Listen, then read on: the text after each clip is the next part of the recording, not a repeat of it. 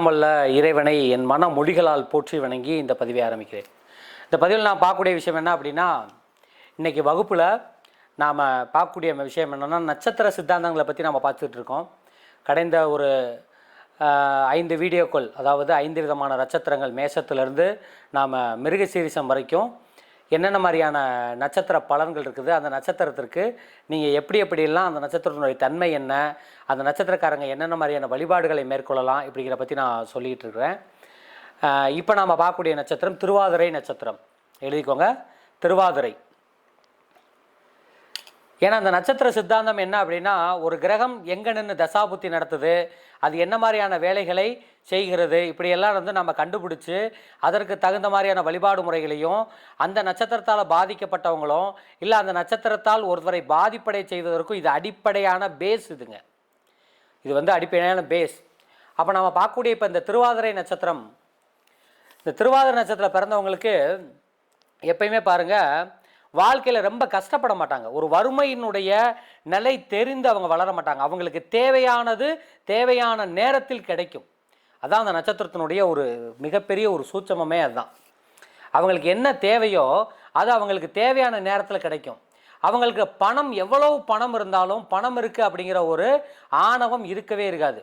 என்கிட்ட இவ்வளோ பெரிய பணம் இருக்குது, நான் இவ்வளோ பெரிய ஒரு மேன்மையான இடத்துல இருக்கேன் அப்படிங்கிற ஒரு செல்வாக்கு மிகுதியான தன்மை. ரொம்ப லோக்கல் லாங்குவேஜில் சொல்ல போனால் தலைக்கணம் இருக்காது. தங்கிட்ட இருக்கக்கூடிய ஒரு பொருளை நினச்சி வாழக்கூடிய ஒரு தலைக்கணம் இல்லாத ஒரு நட்சத்திரம் அப்படிங்கிறது இந்த திருவாதிரை நட்சத்திரம். இந்த நட்சத்திரத்தினுடைய அதிதேவதை யார் அப்படின்னா ஈஸ்வர பெருமான். எல்லாம் வல்ல எம்பெருமான், ஈஸ்வரனுடைய பெருமான். ஏன்னா இந்த நட்சத்திரத்தினுடைய ஆதிக்கவங்களுக்கு பிறந்தவங்க வாழ்க்கையில் ஒரு முறையாவது திருக்கொள்ளிக்காடுன்னு சொல்லக்கூடிய அந்த ஸ்தலத்துக்கு போய் சனீஸ்வரனையும் தட்சிணாமூர்த்திக்கும் அபிஷேகம் செஞ்சு வணங்கி வந்தாங்க அப்படின்னா அவங்களுக்கு வாழ்க்கையில் கிடைக்க வேண்டிய சகலவிதமான கீர்த்தினா என்ன, புகழ், அவங்க வாழ்க்கையில் அனுபவிக்க வேண்டிய புகழ் அவங்களுக்கு கண்டிப்பாக கிடைத்துவிடும். வாழ்க்கையில் நல்ல ஒரு புகழ் அடைவாங்க. ஏன்னா ஒவ்வொருத்தருடைய வாழ்க்கையிலையும் பாருங்கள், சில பேர் சொல்லுவாங்க, எனக்கு எவ்வளவோ செல்வம் இருக்குது, ஆனால் ஒரு இடத்துல எனக்கு மரியாதை அப்படிங்கிறது சரியாக இல்லை, நான் எவ்வளோ செலவு பண்ணாலும் எனக்கு அது கிடைக்க மாட்டேக்கு அப்படின்னு சொல்லக்கூடிய இந்த திருவாதிரை நட்சத்திரக்காரங்க எதுலேயுமே தன்னை முன்னிலைப்படுத்தி கொள்ளணும்னு நினைக்கிறதுக்கு இந்த திருவாதிரைக்கு இயல்பாகவே ஒரு பேஸ் குணம் இருக்கும்.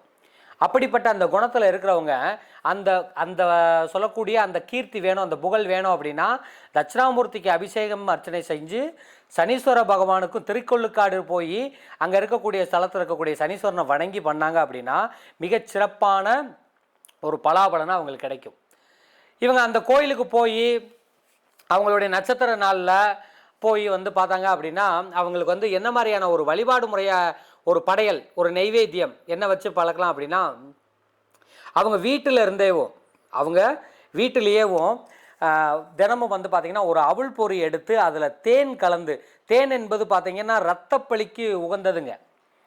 நம்மளால் இரத்தப்பலி கொடுக்க முடியல, ஒரு யாகம் பண்ணுறோம், அதற்கு பலி பூஜைகள் பண்ண முடியல, ஒரு பலி பூஜை இல்லாத சுவை யாகம் பண்ணுறீங்கன்னா பார்த்திங்கன்னா அந்த தேன் கலந்து, தேன், வெல்லம், அவுள் பொரியெல்லாம் கலந்து யாகத்தில் இடுவாங்க. கவனிச்சிங்கன்னா தெரியும். கணபதி ஹோமம், எந்த ஹோமமாக இருந்தாலும் அந்த யாகத்தை பிரீத்தி பண்ணுறதுக்கு, யாகத்தில் நாம் படையல் கொடுக்குறதுக்கு, யாகத்தில் அந்த அவுள் பாகம் அவங்களுக்கு சேர வேண்டிய, அந்த யக்ஞர்களுக்கு சேர வேண்டிய பாகத்தை இந்த தேன் கலந்து தான் கொடுப்பாங்க. தேனுங்கிறது சமஸ்கிருதத்தில் மதுபானம் அப்படின்னு சொல்லக்கூடிய இது கூட சொல்லுவாங்க. அப்படி அந்த தேனை கலந்து, அந்த தேனை கலந்து நெற்பொறி கலந்து நெய்வேத்தியம் படைச்சாங்க அப்படின்னா திருவாதிரை நட்சத்திரத்தில் பிறந்தவங்களுக்கு பிரச்சனைகள் எதுவும் வராது. திருக்கொள்ளிக்காடு போய் இந்த படையல் வச்சு வழிபாடு பண்ணுறதும், அன்னாடு தினசரி அவங்களுடைய பூஜை அறையில் இவங்க இதை வச்சு செஞ்சாங்க அப்படின்னா இவங்களுக்கு லைஃப்பில் சூப்பரான ஒரு காலகட்டமாக, பிரச்சனைகள் எதுவும் வராத ஒரு காலகட்டமாக அமையும். நல்லா எழுதிக்கோங்க. ஃபஸ்ட்டு என்ன அப்படின்னா, திருவாதிரை நட்சத்திரத்தில் பிறந்தவங்களுக்கு முதல் பாயிண்ட்டு, வறுமை இருக்காது, எவ்வளோ பணம் இருந்தாலும் தலக்கணம் இருக்காது. இந்த நட்சத்திரத்தோட அதிதேவதை யார்? சிவபெருமான். இவங்கள் வழிபடக்கூடிய வழிபாட்டு ஸ்தலம் என்ன? திருக்கொள்ளிக்காட்டில் இருக்கக்கூடிய சனீஸ்வரனையும் தட்சிணாமூர்த்தியை வழிபடணும். இவங்க என்ன மாதிரியான வாழ்க்கையில் நல்ல ஒரு புகழ் அடையணும்னு சொன்னால் என்ன மாதிரியான நைவேத்தியம் பண்ணணும்? தேன் கலந்த நெற்பொரி, நெற்பொரி கலந்து இவங்க வழிபாடு செய்கிறது ரொம்ப சிறப்பு. இவங்க வந்து அணிவிந்து கொள்ள வேண்டிய, அதாவது ஒரு மோதிரம் வந்து யாரும் அணிஞ்சுக்கணும் அப்படின்னா அவங்களுக்கு என்ன தெய்வம் நல்ல சுபமாக வேலை செய்யுதோ, அவங்களுக்கு எந்த தெய்வம் வந்து நல்லதை கொடுக்க நினைக்குதோ அப்படின்னு பார்த்தோம் அப்படின்னா இந்த திருவாதிரை நட்சத்திரக்காரர்களுக்கு பைரவர், காலபைரவர்.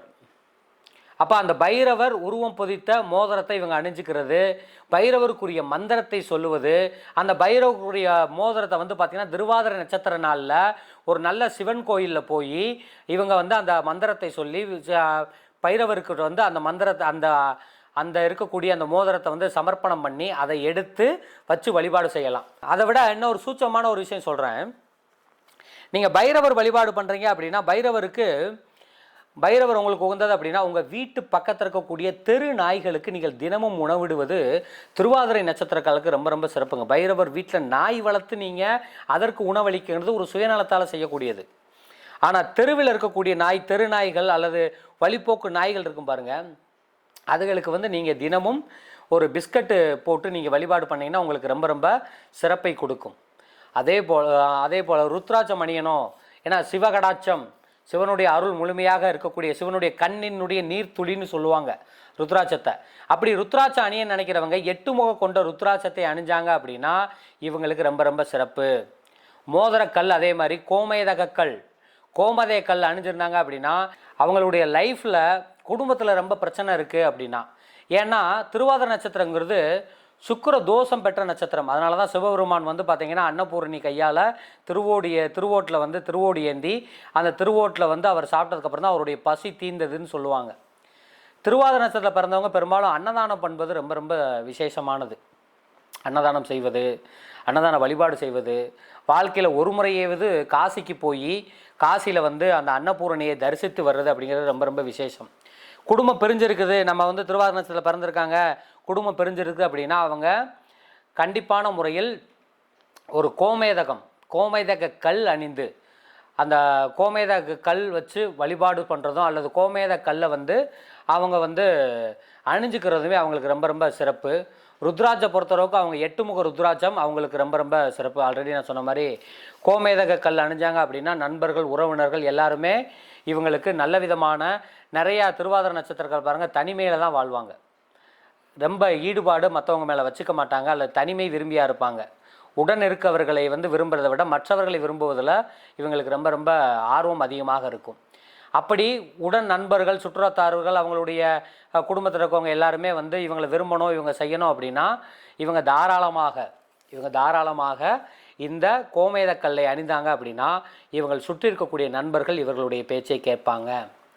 அதே போல் திருவாதிரை நட்சத்திரத்தில் பிறந்தவங்க ஏதாவது ஒரு முக்கியமான விஷயமாக வெளியே போகும்போது, நல்ல ஒரு முக்கியமான விஷயம், பெண்களாக இருந்தால் ஒரு பச்சை நிற புடவை, ஒரு பச்சை நிறம் புடவை அணிந்து போகிறது, ஒரு நல்ல வெளிர் பச்சை நிறம் வந்து இவங்களுக்கு ரொம்ப ரொம்ப சிறப்பாக இருக்கக்கூடியதாக இருக்கும். அதே போல் இந்த திருவாதிரை நட்சத்திரம் அப்படிங்கிறது நம்ம எடுத்துக்கிட்டாலே, திருவாதிரை நட்சத்திரத்தின் ராசியினுடைய அதிபதி யார்? புதன். அதனுடைய விருட்சம் என்ன அப்படின்னா செங்கருங்காலின்னு சொல்லுவாங்க, செங்கரு மரம்னு சொல்லுவாங்க. இது வந்து அந்த திருவாதிரை நட்சத்திரத்தை பிரதிபலிக்கக்கூடியது. இந்த நட்சத்திரத்தில் பிறந்த குழந்தைகளுக்கு நாம் பெயர் சூட்டும் போது அதிகமாக பாருங்கள் கூல வர்றது, ஷா அப்படிங்கிற வர்றது வந்தான பெயர்கள் தான் அதிகமாக வச்சுருக்காங்க. அது என்னென்ன பேர் அப்படின்னா குமரகுருபரன், குமரேசன், குலசேகரன், குமார், குமரன், குமரவேல், குமரிமுத்து, குப்புசாமி, கந்தன், கந்தசாமி, சந்திரன், சந்திரபாபு, அதுக்கப்புறம் சஞ்சீவி, சாருகாசன், சந்திரசேகர், சக்கரபாணி, சாரங்கன், சங்கரன், சங்கர் இப்படிங்கிற பெயர்கள் தான் அதிகமாக இந்த நட்சத்திரத்தில் பிறந்தவருக்கான. ஏன்னா நாம் எழுத்துக்கள் அப்படிங்கிறதுல பெயர் வைக்கிறது ரொம்ப சிறப்பு. பெண் பிள்ளைகளாக இருந்தால் குமுதா, குயிலி, குமுதவள்ளி, கமலா, காஞ்சனா, காந்திமதி, சந்திரா, சந்திரகலா, சந்திரவதனா, சந்திரகாந்தா, சாந்தகுமாரி, சந்திரிகா, சாந்தி. அதாவது கு, ஷா, சா, சே என்ற நாம எழுத்துக்களில் பெயர் வச்சா அப்படின்னா இவங்களுக்கு மிக அற்புதமான ஒரு பலாபலன் கிடைக்கும். அவங்களுடைய ஜாதகத்தில் சந்திரன் நல்ல பலமாக இருந்து நல்ல பலமாக இருந்தது அப்படின்னா இந்த திருவாதிரை நட்சத்திர புள்ளியில் லக்கண புள்ளி வந்து திருவாதிரை நட்சத்திர புள்ளி அமைஞ்சாலும் சரி, அல்லது சந்திரன் இந்த நட்சத்திரத்தில் இருந்தாலும் சரி, இவங்க இந்த நட்சத்திரத்துக்காரில் பேர் வச்சுட்டாங்க அப்படின்னா ரொம்ப ரொம்ப சிறப்பு. அதே போல் நான் எப்பயும் இது அடிக்கடி சொல்லக்கூடியது என்னென்னா, திருவாதிரை நட்சத்திரத்தில் பிறந்தவங்க அவங்களுடைய அத்தனை பிரச்சனையும் தீரக்கூடிய ஒரே கோயில் என்ன அப்படின்னா திருக்கொள்ளிக்காடு. திருக்கொள்ளிக்காடுன்னு சொல்லுவாங்க. அந்த கோயிலுக்கு போய் அவங்க வழிபாடு பண்ணுறது ரொம்ப ரொம்ப சிறப்பாக இருக்கும். அதே போல் இந்த இன்னொன்று என்ன அப்படின்னா, திருத்துறைப்பூண்டி திருவாரூர் போகிற வழியில் திருநெல்லிகா அப்படின்னு நீங்கள் கேட்டு போகலாம். திருநெல்லிகான்னு போட்டிங்கன்னா திருவாரூர்லேருந்து ஒரு பக்கத்தில் திருவாரூர்லேருந்து ரொம்ப பக்கமாக இருக்கக்கூடிய கோயில் திருநெல்லிகா அப்படின்னு சொல்லி நீங்கள் கேட்டு போகக்கூடிய கோயிலாக இருக்கலாம். அதை தான் திருக்கொள்ளிக்காடுங்கிறது தான் திருக்கொள்ளிகா அப்படிங்கிற நம்மளுடைய பழைய பெயர்கள். சரிங்களா? இந்த நட்சத்திரத்தில் பிறந்தவங்க இந்த ஒரு முறையாவது இந்த திருவாதிரை நட்சத்திரத்தில் பிறந்தவங்க திருக்கள்ளிக்காட்டில் எழுந்திருக்கக்கூடிய அக்னீஸ்வரரை மனைமுகமாக நல்ல ஒரு மனமாற உருகி பிரார்த்தனை பண்ணாங்க அப்படின்னா, மனதுக்குள்ளே வந்து பூஜை பண்ணாங்க அப்படின்னா மிகப்பெரிய ஒரு நல்ல பலாபலன் கிடைக்க ஆரம்பிக்கும். அங்கே போய் பரிகார பூஜைகள் செஞ்சு வந்தாங்க அப்படின்னா இவங்களுக்கு நற்பலன்கள் கிடைக்க ஆரம்பிக்கும். இங்கே இருக்கக்கூடிய அக்னீஸ்வரர் கோயிலில் கஜலட்சுமி உள்ள இடத்துல வந்து பார்த்திங்கன்னா சனீஸ்வரன் வந்து பொங்கு சனியாக இருந்து அருள்பாலிக்கிறார்.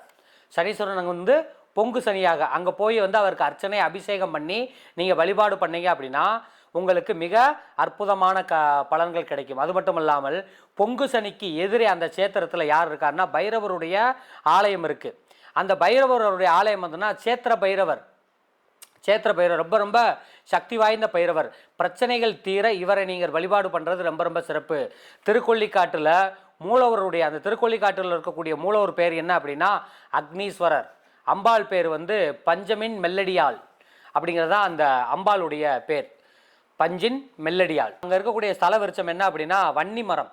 அந்த வன்னி மரம் வந்து ரொம்ப ரொம்ப இவங்களுக்கு ரொம்ப ரொம்ப விசேஷம். திருஞான சம்பந்தர் வந்து பாடி சிறப்பித்தக்கூடிய ஒரு ஸ்தலம். அது மிக அற்புதமான ஒரு ஸ்தலம்.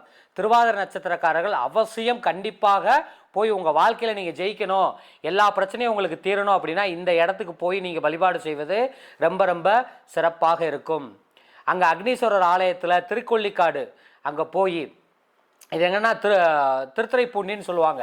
அந்த திருத்துறைப்பூண்டியில் இருக்கக்கூடிய அந்த தெய்வத்தை போய் அந்த அக்னீஸ்வரரை போய் நீங்கள் வழிபாடு செஞ்சீங்கன்னா உங்களுக்கு மிக மிக அற்புதமான பலன்கள் கிடைக்கும். எப்போ போகலாம் அப்படின்னா திருவாதிரை நட்சத்திரம் தான் சிவபெருமானுக்கு ரொம்ப ரொம்ப உரிய நட்சத்திரம். சிவபெருமானுடைய அவதார நட்சத்திரம்னே சொல்லுவாங்க. சிவனுக்குரிய அத்தனை ஸ்தலங்கள்லையுமே பரிகார பூஜைகள் மற்றும் அர்ச்சனைகள் அந்த நட்சத்திரத்தை அன்னைக்கு செய்யலாம். அது மட்டுமல்லாமல் திருமாலினுடைய வாகனமான கருடனுடைய நட்சத்திரமே திருவாதிரை தான். ஆக இந்த நட்சத்திரத்தில் பிறந்தவங்க சிவன் கோயிலுக்கு செல்லும்போது சிவலிங்கத்தையும், பெருமாள் கோயிலுக்கு போகும்போது பார்த்தீங்கன்னா கருட பகவானை வழிபாடு செய்ய வேண்டும். இந்த நட்சத்திரத்தில் பிறந்தவங்க சிவன் கோயிலுக்கு போனோம்னா சிவனை வழிபாடு, பெருமாளுக்கு போனாங்க அப்படின்னா கருடபகவானுடைய வழிபாடு செய்வது ரொம்ப ரொம்ப விசேஷம். 27 நட்சத்திரத்துக்கான பரிகார விருட்சங்கள், 27 நட்சத்திரத்துக்கு வந்து பார்த்தீங்கன்னா பரிகார விருட்சங்கள் அப்படின்னு சொல்லக்கூடியது சென்னையில் பார்த்தீங்கன்னா பெசன்ட் நகர் பக்கத்தில் இருக்கக்கூடிய அஷ்டலட்சுமி கோயிலில் ரொம்ப சிறப்பாக பண்ணி வச்சுருக்காங்க. பிரச்சனையை தீர்க்கும் பரிகார ஸ்தலம். நம்மளுடைய பிரச்சனை தீரணும் அப்படின்னா அந்த பரிகார ஸ்தலத்துக்கு நீங்கள் போகலாம். அதே போல் தாமரை முட்டு வடிவில் ரத்னம் போல் ஜொலிக்கக்கூடிய ஒரே நட்சத்திரம் என்ன அப்படின்னா திருவாதிரை நட்சத்திரம். ஒரு தாமரனுடைய மொட்டு போல இருக்கக்கூடிய நட்சத்திரம். இந்த நட்சத்திரத்துடைய அதிதேவதை யாரு? சிவபெருமான், அதாவது ருத்ரன்னு சொல்லுவாங்க. ஆகவே இந்த நட்சத்திரத்துக்காரங்க இந்த கீழ்கண்ட நான் இப்போ சொல்லக்கூடிய ஒரு மந்திரத்தை, அந்த மந்திரத்தை எப்பயுமே விடாமல் அவங்க சிவனுடைய காயத்ரி மந்திரத்தை சொல்வது அவங்களுக்கு ரொம்ப ரொம்ப விசேஷம். அந்த மந்திரம் என்னன்னா ஓம் தத்புருஷாய வித்மஹே மகாதேவாய தீமஹி தன்னோ ருத்ர பிரஜோதயாக. சொல்கிற மறுபடியும் கேளுங்க. ஓம் தத்புருஷாய வித்மஹே மகாதேவாய தீமஹே தன்னோ ருத்ர பிரஜோதயாக. இந்த மந்திரத்தை வந்து நீங்கள் அடிக்கடி நீங்கள் சொல்லி நீங்கள் வழிபாடு செஞ்சீங்க அப்படின்னா உங்களுக்கு ஏற்படக்கூடிய பிரச்சனைகள் தீரும். திருவாதிரை நட்சத்திரத்தில் பிறந்தவங்க அவங்களுக்கு ஏற்படக்கூடிய தோஷங்களை, அவங்களுக்கு ஏற்படக்கூடிய என்ன விதமான தோஷமாக இருந்தாலும் சரி, திருவாதிரை நட்சத்திரத்தை உதித்தவர்கள் அவசியமாக இவங்க வந்து அந்த கோயிலில் போய் வழிபாடு செய்வது உத்தமம். அது மட்டுமல்லாமல் தஞ்சை மாவட்டத்தில் வந்து பார்த்தீங்க அப்படின்னா அதிராமப்பட்டினத்தில் அபயவரதீஸ்வரர் ஆலயமும் அவங்களுக்கு ரொம்ப ரொம்ப முக்கியமான ஒரு ஆலயம். அபயவரதீஸ்வரர் அப்படின்னு சொல்லக்கூடிய ஆலயம். அவங்களும் அந்த திருவாதிரை நட்சத்திரம் அன்னைக்கோ அல்லது பிரதோஷம் அன்னைக்கோ போய் வழிபாடு செய்யலாம். அங்கே பார்த்தீங்கன்னா மூலவர் வந்து அபயவரதீஸ்வரர், அம்பாள் வந்து சுந்தரநாயகி, அங்கே இருக்கக்கூடிய ஸ்தல விருட்சம் வந்து வில்வமும் வன்னி மரமும். ஊர் இருக்கக்கூடிய இடம் பார்த்தீங்கன்னா அதிராமப்பட்டினம். காலையில் ஒரு 6:30 மணிலேருந்து மதியம் 12 மணி வரை, 4 மணிலேருந்து நைட்டு 8:30 மணி வரைக்கும் அங்கே நட திறந்துருப்பாங்க அந்த அதிராமப்பட்ட கோயிலில். அங்கே போய் நீங்கள் உங்களுடைய வழிபாடு செய்யலாம். அங்கே இருக்கக்கூடிய கோயில் விசேஷம் எப்போ அப்படின்னா பங்குனி உத்திரத்தில் ஒரு முக்கியமான திருவிழா அங்கே நடைபெறுது. அது தவிர வந்து திருக்கார்த்திகை, ஐப்பசி அன்னாபிஷேகம், மகா சிவராத்திரி அன்னைக்கு ஆருத்ராவினுடைய சிறப்பு வாய்ந்த பூஜைகள் எல்லாம் அன்னைக்கு நடைபெற ஆரம்பிக்கும். இந்த டைத்தில் போய் நீங்கள் வழிபாடு செய்வது ரொம்ப ரொம்ப விசேஷம். அந்த ஸ்தலத்தினுடைய சிறப்பு இன்னொன்று என்ன அப்படின்னா, இங்கே இந்த தலத்தில் இருக்கக்கூடிய அம்மன் தெற்க வந்து கடலை பார்த்து அருள்பாரித்தவளாக இருப்பாங்க. அந்த அந்த அம்பாளுக்கு இன்னொரு பேருமே என்ன அப்படின்னா கடல் பார்த்த நாயகின்னு சொல்லுவாங்க. கடல் பார்த்த நாயகி. ஸோ அது வந்து சம்பந்தனுடைய பாடலில் இந்த தலம் வந்து ஒரு வைப்பு தலமாக முக்கியமான ஒரு விஷயமாக இருக்குது. ஒவ்வொரு திருவாதிரை நட்சத்திரத்தன்னைக்கும் இங்கே சித்தர்கள் அரூப வடிவமாக வந்து அந்த தெய்வத்தை வழிபாடு செய்கிறதா இருக்காங்க. எந்த கோயிலில்? அதாவது அபதீஸ்வரர் கோயிலில் அதிராமப்பட்டினத்தில் பட்டுக்கோட்டை தாலுகாவில் தஞ்சாவூர் மாவட்டத்தில் இருக்கக்கூடிய அந்த கோயில். திருவாதிரை நட்சத்திரனுடைய பொது குணம், அவங்களுடைய மனசில் அவங்க வந்து எந்த மாதிரியான ஒரு பொது குணம் படைத்தவளாக இருப்பாங்கன்னா, எளிதில் பழகி மற்றவர்களை நண்பராக்கும் திறமை உடையவளாக இருப்பாங்க. ரொம்ப சாமர்த்தியமாக சம்பாதிக்கும் குணம் உண்டவர்களாக இருப்பாங்க. அவங்ககிட்ட பேசி உங்களால் ஜெயிக்க முடியாது. ரொம்ப ஒரு கலை ஈடுபாடு, ஒரு வீடை டெக்கரேஷன் பண்ணுறதுல, ஒரு இதை டெக்கரேட் பண்ணி வைக்கிறதுல அவங்கள மாதிரி ஒரு ஈடுபாடு காட்டுறவங்க யாருமே இருக்க மாட்டாங்க. சுப விஷயங்கள், எல்லா விதமான நல்ல காரியத்தை முன்னின்று நடத்தக்கூடியவங்க. இவங்ககிட்ட ஒரு காரியத்தை கொடுத்தீங்கன்னா அந்த காரியத்தை நல்ல விதமாக முன்னின்று நடத்தக்கூடியவர்களாக இருப்பாங்க.